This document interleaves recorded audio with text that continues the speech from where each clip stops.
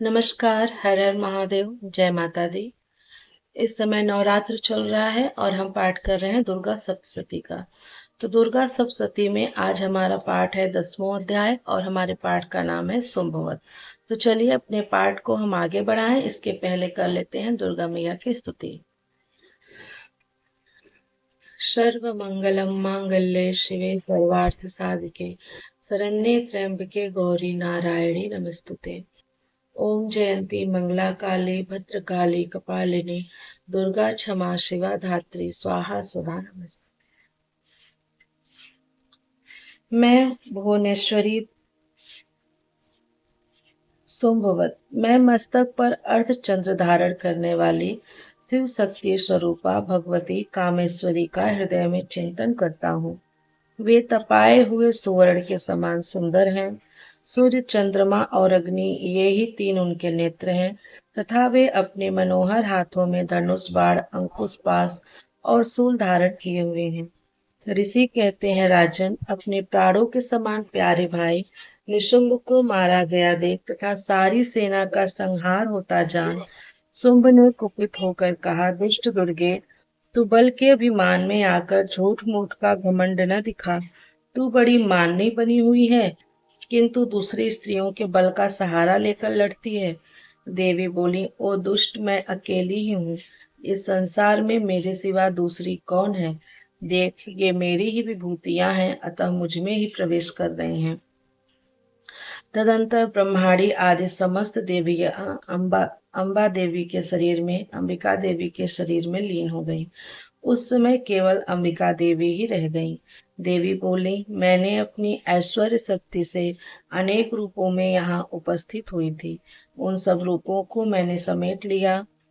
अब अकेली ही युद्ध में खड़ी हूँ, तुम भी स्थिर हो जाओ। ऋषि कहते हैं, तदंतर देवी और शुंभ दोनों में सब देवताओं तथा दानवों के देखते देखते भयंकर युद्ध छिड़ गया। बाणों की वर्षा तथा तीखे शस्त्रों एवं दारुण अस्त्रों के प्रहार के कारण उन दोनों का युद्ध सब लोगों के लिए बड़ा भयानक प्रतीत हुआ। उस समय अंबिका देवी ने जो सैकड़ों दिव्य अस्त्र छोड़े, उन्हें दैत्यराज शुंभ ने उनके निवारक अस्त्रों द्वारा काट डाला। इसी प्रकार शुंभ ने भी जो दिव्य अस्त्र चलाए, उन्हें परमेश्वरी ने भयंकर हुंकार शब्द के उच्चारण आदि द्वारा खिलवाड़ में ही नष्ट कर डाला। तब उस असुर ने सैकड़ों बाणों से देवी को आच्छादित कर दिया। यह देख क्रोध में भरी हुई उन देवी ने भी बाण मारकर उसका धनुष काट डाला। धनुष कट जाने पर फिर दैत्यराज ने शक्ति हाथ में ली, किंतु देवी ने चक्र से उसके हाथ की शक्ति को भी काट गिराया। तत्पश्चात दैत्यों के स्वामी शुंभ ने 100 चांद वाली चमकती हुई ढाल और तलवार हाथ में ले उस समय देवी पर धावा किया। उसके आते ही चंडिका ने अपने धनुष से छोड़े हुए तीखे बाणों द्वारा उसकी सूर्य किरणों के समान उज्जवल ढाल और तलवार को तुरंत काट डाला। फिर उस दैत्य के घोड़े और सारथी मारे गए। धनुष तो पहले ही कट चुका था। अब उसने अंबिका को मारने के लिए उद्यत हो भयंकर मुदगर हाथ में लिया। उसे आते देख देवी ने अपने तीक्ष्ण बाणों से उसका मुदगर भी काट डाला। इस पर भी वह असुर मुक्का तान कर बड़े वेग से देवी की ओर झपटा। उस दैत्यराज ने देवी की छाती में मुक्का मारा। तब उन देवी ने भी उसकी छाती में एक चाटा जड़ दिया। देवी का थप्पड़ खाकर दैत्यराज शुंभ पृथ्वी पर गिर पड़ा, किंतु पुनः सहसा पूर्ववत उठकर खड़ा हो गया। फिर वह उछला और देवी को ऊपर ले जाकर आकाश में खड़ा हो गया। तब चंडिका आकाश में भी बिना किसी आधार के ही शुंभ के साथ युद्ध करने लगी। उस समय दैत्य और चंडिका आकाश में एक दूसरे से लड़ने लगे। उनका वह युद्ध पहले सिद्ध और मुनियों को विस्मय में डालने वाला हुआ। फिर अंबिका ने शुंभ के साथ बहुत देर तक युद्ध करने के पश्चात उसे उठाकर घुमाया और पृथ्वी पर पटक दिया। पटके जाने पर पृथ्वी पर आने के बाद वह दुष्टात्मा दैत्य पुनः चंडिका का वध करने के लिए उनकी ओर बड़े वेग से दौड़ा। तब समस्त दैत्यों के राजा शुंभ को अपनी ओर आते देख देवी ने त्रिशूल से उसकी छाती छेद कर उसे पृथ्वी पर गिरा दिया। देवी के शूल की धार से घायल होने पर उसके प्राण पखेरु उड़ गए और वह समुद्रों, द्वीपों तथा पर्वतों सहित समूची पृथ्वी को कपाता हुआ भूमि पर गिर पड़ा।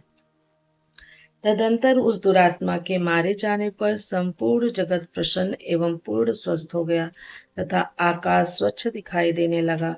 पहले जो उत्पात सूचक मेघ और उल्कापात होते थे, वे सब शांत हो गए तथा उस दैत्य के मारे जाने पर नदियां भी ठीक मार्ग से बहने लगी। उस समय शुंभ की मृत्यु के बाद संपूर्ण देवताओं का हृदय हर्ष से भर गया और गंधर्वगण मधुर गीत गाने लगे। दूसरे गंधर्व बाजे बजाने लगे और अप्सराएं नाचने लगी।